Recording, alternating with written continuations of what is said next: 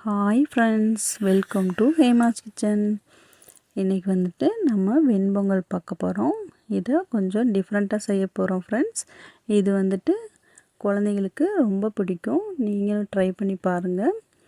இதுக்கு வந்து தேவையான பொருள் வந்துங்க மிளகு, சீரகம், கருவேப்பிலை, மல்லித்தலை, இஞ்சி எல்லாம் சரி பண்ணி ரெடி பண்ணி வச்சுக்கோங்க ஃப்ரெண்ட்ஸ்.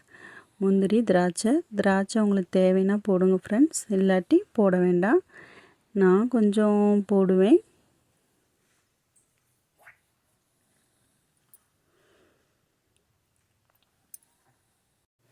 மிளகு, சீரகத்தை நான் அரைச்சி வச்சுருக்கேன் ஃப்ரெண்ட்ஸ்.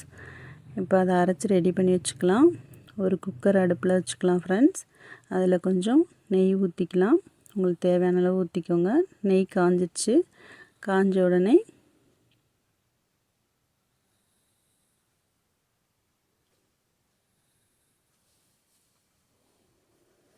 அந்த கருவேப்பிலை, மல்லித்தலை, இஞ்சி, முந்திரி, திராட்சை எல்லாத்தையும் சேர்த்துக்கோங்க ஃப்ரெண்ட்ஸ்.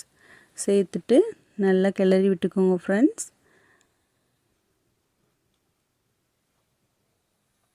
அதுக்கப்புறம் அரைச்சி வச்சுருக்கோம் இல்லையா, அந்த மிளகு, சீரகம் தூளை நம்ம சேர்த்துக்கலாம். சேர்த்துட்டு நல்லா கிண்டி விட்டுக்கோங்க.